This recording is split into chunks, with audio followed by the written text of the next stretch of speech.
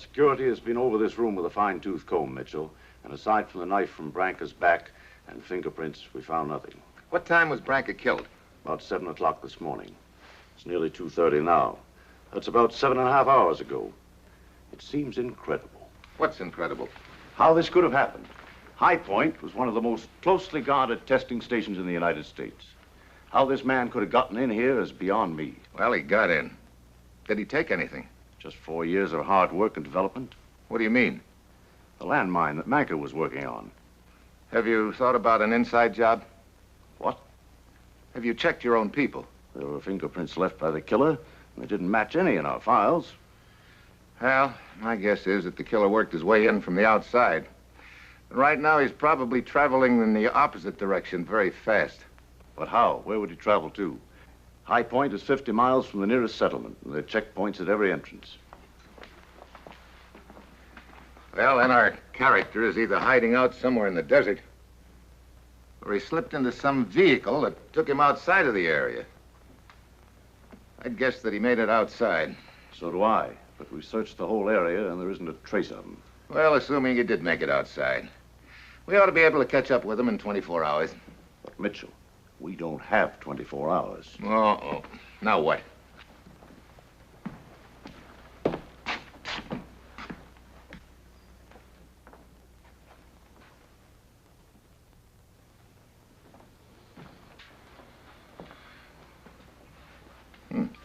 No, don't touch it. It's extremely sensitive. What is it? It's the landmine that Manker was working on. This morning at 6 o'clock, this and one other were set for tests to go to 6 o'clock tomorrow morning. You mean that thing is going to go off automatically in 24 hours? Oh, great. Where's the other one? The killer has it. In just 15 hours and 29 minutes, wherever the killer may be, there'll be an explosion greater than a 1,000-pound bomb. Oh, this is a real sweet one. Our boy is carrying a firecracker that his bosses want, only it's lit and he doesn't know it. Is there any possibility that he might have flown in and landed near here in the desert? No, we have complete air coverage over this field. What about the buses and the commercial planes and the trains? Well, there's a Snowbird, streamliner that goes over the pass from here to Seattle every day. What time's it leave? Well, you've lost her. She left at 8 this morning before Branca's body was found. Oh, great. And the killer could be on it. Let's see. The Snowbird's next stop is Crest City, isn't it? At 4 o'clock this afternoon. Okay. You gotta have me flown there by 4. It'll be a bit close. That's over 200 miles. Well, do our best. Just a minute, Mitchell. In case you should run across your man, you may find this useful. What is it? It's a Geiger counter. Oh, one of those things that measure radioactivity. It'll tell me if I get close, huh? It isn't that easy. There's very little radiation until shortly before the explosion. Oh, it should be fun. So long. 10 minutes later, my plane takes off from the testing ground airstrip at High Point. We pass over Yellow Flat and pick up the train just as it's coming into Crest City. I arrive 2 minutes before the train and hop aboard just as it pulls out. Well, you just made it. Yeah, you would be on time. Snowbird is always on time. We're doing Seattle tomorrow at 5 p.m., and we'll be in Seattle at 5 p.m. You want to bet? I might as well take your ticket now if you, I didn't have time to get one. You got any accommodations left? Well, let's see. All we got left is a compartment. That'll be $64.92. That includes the tax. Would you like to see it? Yeah.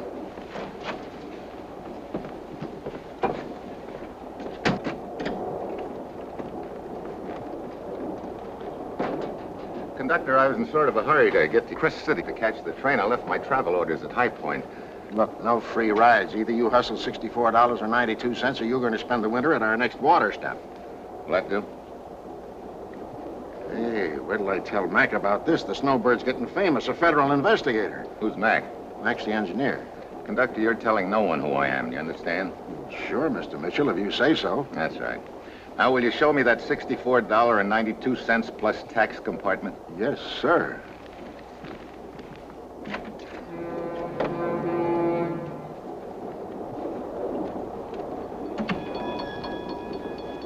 You, looking for somebody aboard the Snowbird, Mr. Mitchell? Well, could be, Conductor.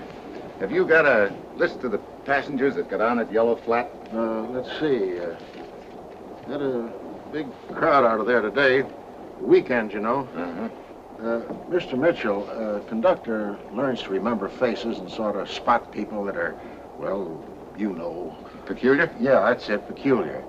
Have you noticed anybody on this train that you'd say was peculiar? Well, no, Hey, I sure have. They're up in the club car now. Let's go.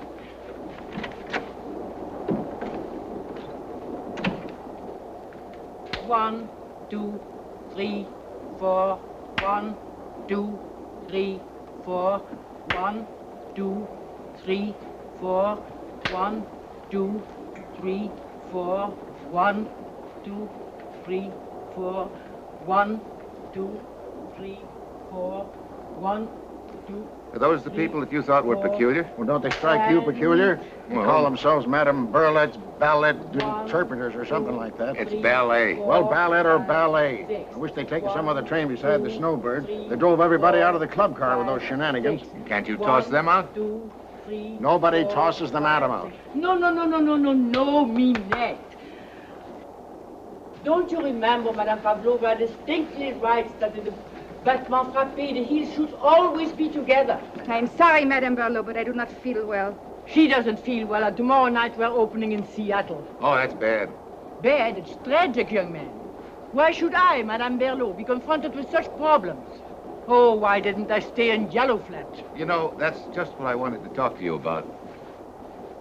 Who is this man? Well, this is Mr. Just curious.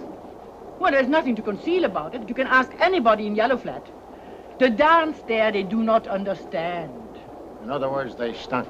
Oh. How many in your troupe, Madame Berlot? They are my troupe. Oh, you've been together very long? Sometimes I think much too long. 7 months. Well, thank you very much. Did you learn anything, Mr. Mitchell? Oh, yeah, loads. A very attractive man. Attractive indeed. Yes, and he's the kind that you read about. Regular cloak and dagger feller. And he chose the Snowbird to ride on. A very attractive man. Come on, girls. Once more, the arabesque. 1, 2, 3, 4. Allons, voyons, l'arabesque, mes enfants. Les jambes en l'air, hein, enfin, je vous ai dit 36 000 fois de ne pas faire ça. Combien de fois qu'il faut que je vous dise comment le faire? Mais vous me faites absolument folle, vous les enfants. Là, maintenant, ça va bien. Maintenant, l'arabesque. Voilà.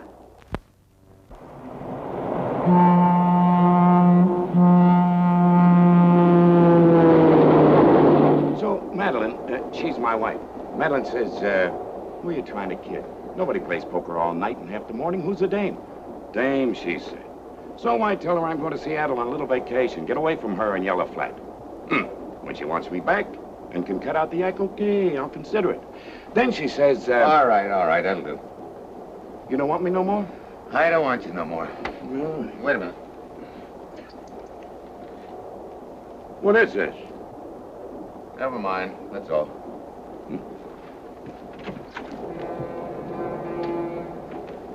There's 22 you've talked to, Mr. Mitchell. You ready for the next one? Their stories are all so pat, so believable. I haven't had anyone yet give me any reason to feel that they weren't telling the truth. Well, Yellow Flat's a small town. It'd be hard to lie and get away with it. You sure you've kept all the rest of the passengers in their compartments, not allowed them to talk with each other? Mr. Mitchell, I've been on the Snowbird for 20 years, and I get a job to do, I do it right. All right. Go get 23. That will not be necessary. I am already here. Oh, hello, Minette. Come in. I've waited a long time to see you. That'll be all, Mother's little helper. Sit down. All right, Minette. What did you want to talk about? Well, maybe it does not mean anything, but I thought I should mention it to you, to someone in authority with the law. You know who I am? Well, in the club car today, the conductor, he... Never mind. I understand. It is about this man, Kurt Manter. I saw him on the train. Who's Kurt Manter? He is a man of great talent and little honor. He worked with my brother in the chemical plant back home until he was apprehended selling secret information to the highest bidder. You think I might be after this man? Kurt does not make a trip to America for no reason. He's got a reason, all right. Minette, I want you to point this man out to me.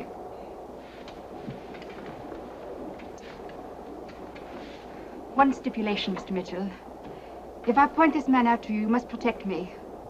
A life means nothing to Kurt Manter. The best way you have of protecting your life, Minette, is to lead me to him. I can only point him out to you. I do not know his compartment. All right. Oh, conductor, have you got a chair car on this train? No, sir. Could you tell me the number of Kurt Manter's room? Kurt Manter.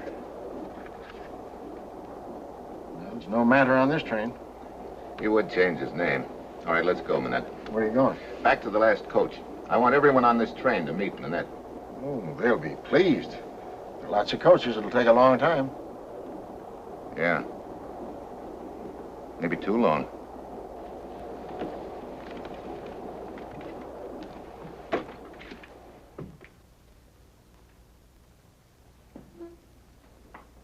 I don't make it. Oh, 5 and 9. Yeah. Hold it, Joe. I don't care if that cold front is closing in or not. I want every pilot in the air at dawn. Anything that even looks like a man in the prohibitive area is to be reported. Yeah, Tim. Patrol 7. They just covered sections 5 and 9. Well? Not even a jackrabbit. Get me the sheriff's station at Fallbrook, California.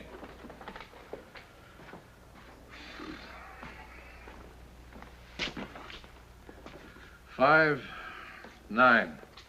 And the whole area is clear. Yes, sir. Check and double check. Hello. Hello? Sheriff Mortot speaking. I'm bothering you again, sir. Can we help you, sir? I'm afraid you'll have to. The Snowbird is due in your town at 5 this morning. That's a little less than 4 hours from now. I want you to flag it down. The killer must be on that train. So as you take everybody off, search them. If you don't find the mine, get everybody away from the train. The whole thing will blow sky high at 6 sharp. I got bad news, Dr. Minton. Yeah? The Snowbird won't get to Fallbrook. There's been an avalanche 40 miles up the crest. In the next hour or so, they're going to get stalled until help arrives. Well, how soon could help get to them? 5 or 6 hours, with a load of luck. There's nothing more we can do. The rest is up to Mitchell.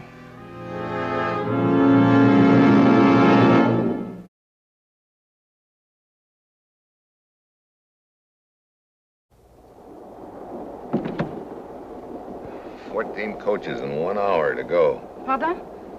I said 14 coaches and not a bite.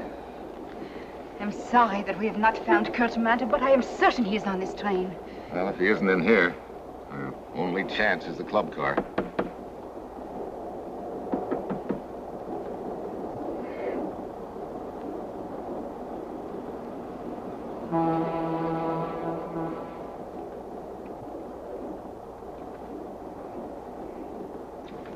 I'm sorry to get you out of bed, Mr.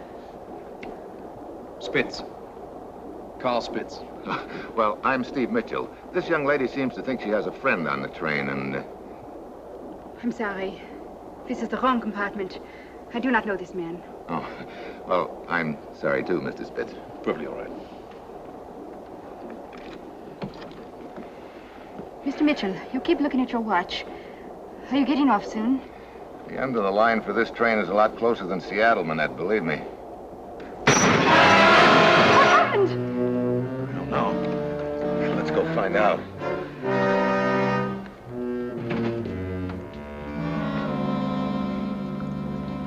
Conductor, what happened? Avalanche. The train's buried up to the windows. How soon will we get out?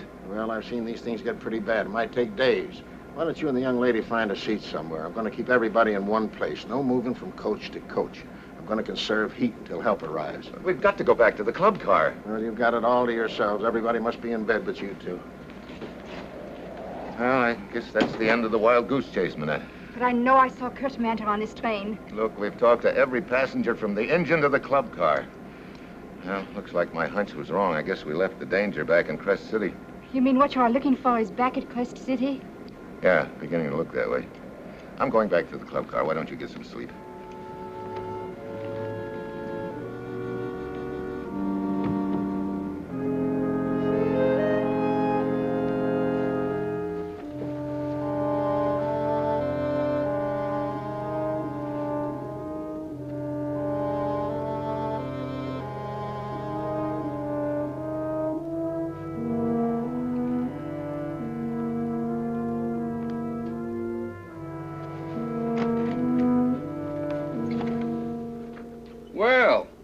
Enter, my dear.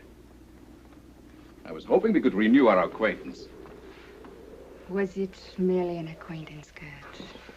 Well, after all, if the woman I've known so well brings in the police for an early morning chat, I can only assume that our acquaintanceship has somewhat changed. But I'm very happy that you feel sorry for what you almost have done.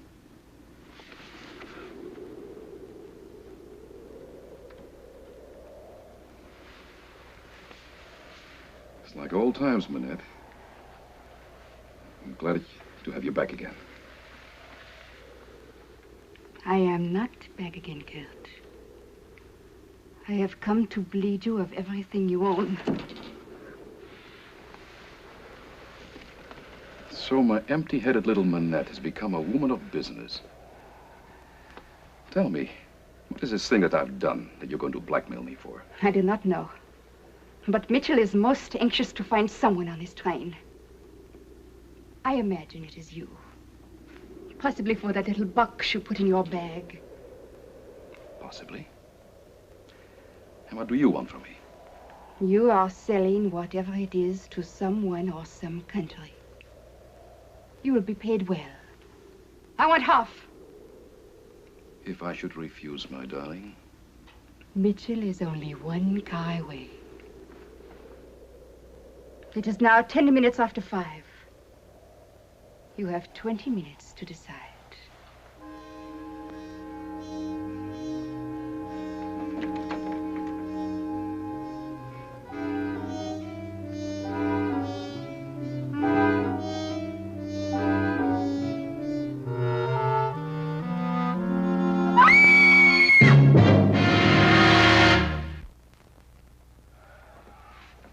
What time is it, Tim? 5:30, sir. 30 more minutes to go. Why doesn't that Tunerville trolley have a radio transmitter and receiver? Snowbird's probably snowed in on the crest by now. What about our planes? Even the birds are grounded. All right. Security. Any news? Rescue parties are on their way to the crest, sir, but it's hopeless. Even if they get through, they wouldn't make it in time. Then there's only a slim chance. Release any information regarding the theft to the broadcasting stations. Maybe it's just possible somebody has a radio aboard. But Mitchell told me that... I don't care what Mitchell told you. Do it.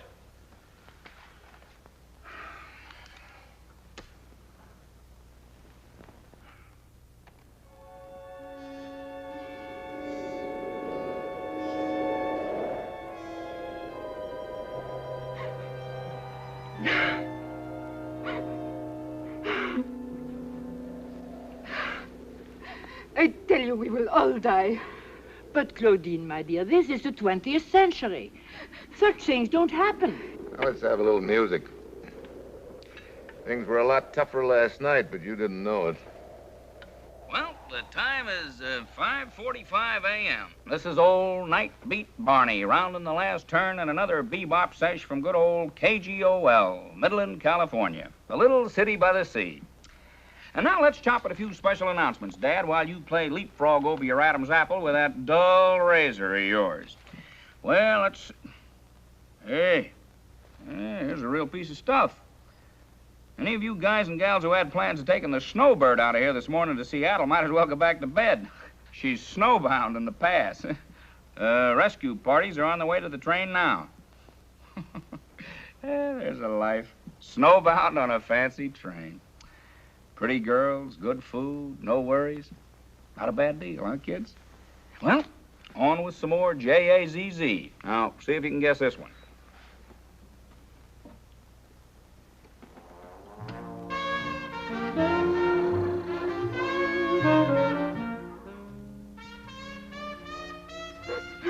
You heard what the man said, Claudine. The rescue party is on the way. Rescue parties are always on their way, but that does not keep those to be rescued from dying. The young lady is quite right, Mitchell. Death doesn't wait for rescue parties. Shut the thing up! Shut the thing up! Do you hear it driving me crazy?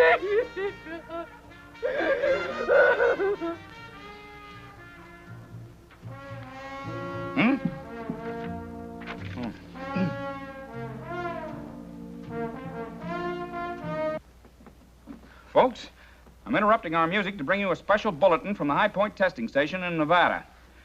If anyone aboard the streamliner, the Snowbird, is listening to this program, please deliver this message to Steve Mitchell, special agent who is on the train. The mine is...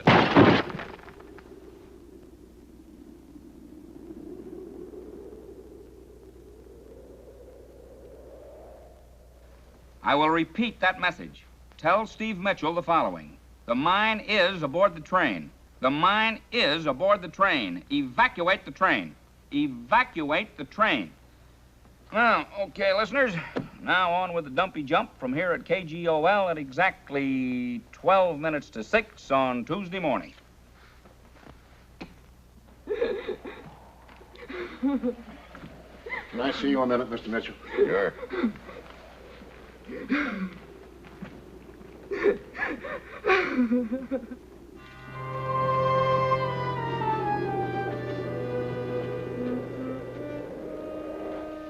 Minette. Hey, what time have you got, Conductor? 5:50. We've just got 10 minutes to save the lives of everybody on that train. Listen, there's a stolen landmine hidden aboard that train. Now, you take the first 6 coaches, and I'll take the last 6 coaches. Get all the passengers off and scatter them as much as possible. But we can't move the people. Why not? On account of the avalanche. It has us hemmed in the front and in the back and on the side. What's the matter with this side? It's no good. 20 feet from here is Monument Gorge. 500 feet straight down. Well, we only got one chance. Take care of this, will you? Go on. This is just great. Only 10 minutes left, and I don't have a single lead. Then, all of a sudden, a little sound starts pecking away at my brain. At first, it doesn't register, but then I peg it. Something's ticking.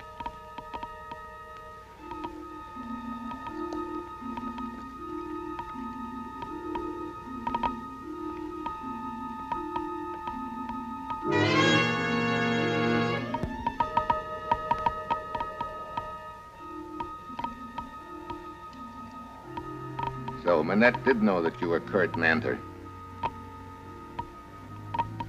We'll all be dead if you don't believe me when I tell you that mine is armed and set to go off at 6 o'clock sharp.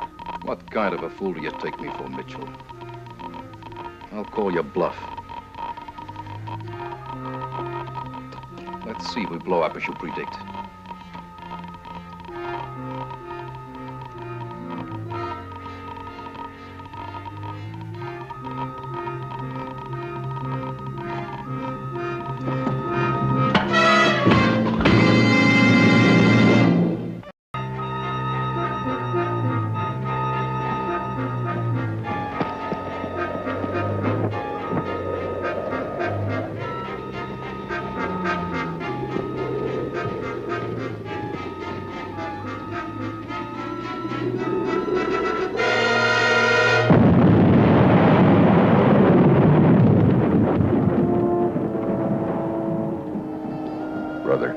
about the nick of time. One more second would have been too many. Then I spotted the snowplow chewing its way towards us in big hunks. That means we'll be out of cold storage in time for lunch.